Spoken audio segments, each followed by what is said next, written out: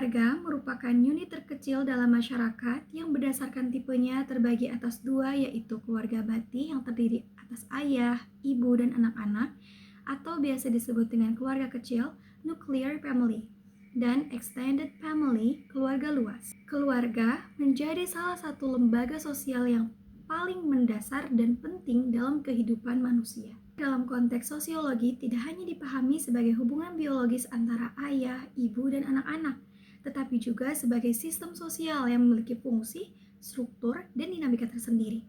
Setiap anggota keluarga memiliki peran yang berbeda-beda.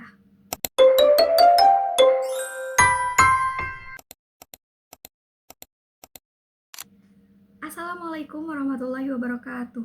Halo teman-teman semua, perkenalkan nama aku Nurvita Ramadhani dari kelas 1A, NIM 125132001, Prodi Manajemen Dakwah, Fakultas Dakwah dan Ilmu Komunikasi. Pada video kali ini, aku mau sedikit membahas tentang keluarga dalam ilmu sosiologi. Untuk itu, yuk kita simak videonya. Pengertian keluarga menurut KBBI adalah bapak dan ibu beserta anak-anaknya. Keluarga merupakan komunitas primer yang terpenting dalam masyarakat. Komunitas primer artinya suatu kelompok dengan kedekatan anggota-anggotanya sangat erat. Murdoch, seorang ahli sosiologi, mengatakan keluarga adalah suatu grup sosial berasal dari kata social group atau kelompok sosial yang dicirikan tempat tinggal bersama, kerjasama dari dua jenis kelamin atas dasar pernikahan, dan satu atau dua lebih anak yang tinggal bersama melakukan sosialisasi.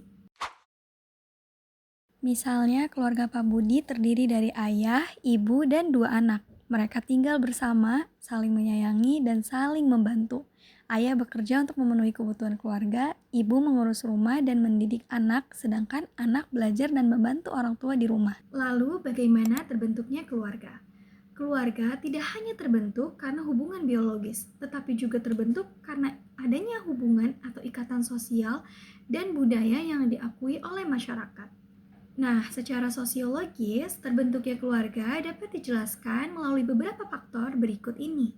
Faktor pertama, yaitu hubungan sosial dan perkawinan. Proses terbentuknya keluarga biasanya dimulai dari perkawinan, yaitu ikatan sosial antara dua individu yang bertujuan untuk hidup bersama yang diakui secara hukum, agama, dan juga budaya. Faktor kedua, kebutuhan sosial dan emosional. Hal ini karena manusia sebagai makhluk sosial atau homo socius yang memiliki kebutuhan untuk berinteraksi, diakui, dan juga dicintai. Faktor ketiga yaitu reproduksi dan regenerasi sosial. Faktor ini berkaitan dengan biologis. Keluarga menjadi fungsi utama dalam melanjutkan keturunan dan mendidik generasi baru agar sesuai dengan nilai-nilai sosial.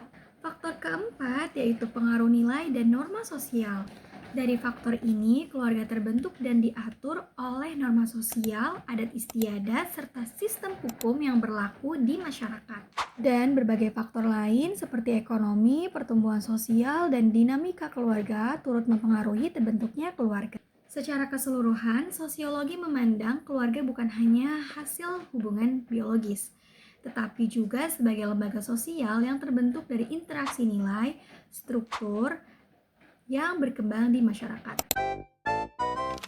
Tipe-tipe keluarga. George Peter Murdoch menyatakan bahwa keluarga terbagi menjadi dua bagian, yakni keluarga inti, nuclear family, terdiri atas ayah, ibu, beserta anak-anak.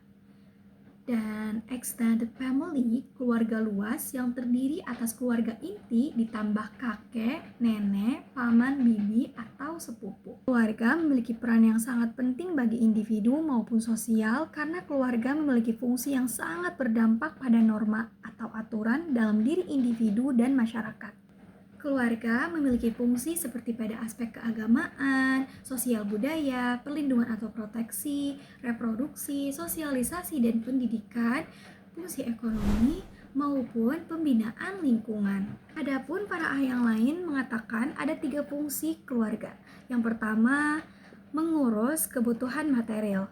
Ini menjadi tugas utama bagi orang tua untuk memenuhi kebutuhan hidup, menciptakan perlindungan atau memberikan perlindungan kepada anak-anak, dan juga memberikan pakaian. Yang kedua, Menciptakan suatu home bagi anak-anak. Home di sini berarti dalam keluarga anak-anak harus tumbuh dan berkembang dengan baik. Merasakan kemesraan, kasih sayang, kehangatan, keramah tamahan, merasa aman, dan terlindungi. Yang ketiga, tugas pendidikan. Ini merupakan tugas terpenting bagi orang tua untuk memberikan pendidikan terhadap anak-anaknya.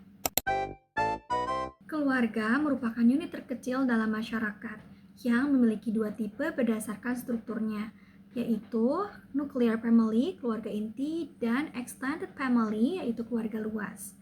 Terbentuknya keluarga bukan hanya hasil dari hubungan biologis. Sosiologi memandang keluarga terbentuk karena interaksi sosial dan struktur yang berkembang dalam masyarakat. Keluarga memiliki peranan yang sangat penting dalam kehidupan masyarakat karena memiliki fungsi bukan hanya pada satu aspek, melainkan pada berbagai aspek kehidupan, seperti pentingnya keluarga pada aspek pendidikan.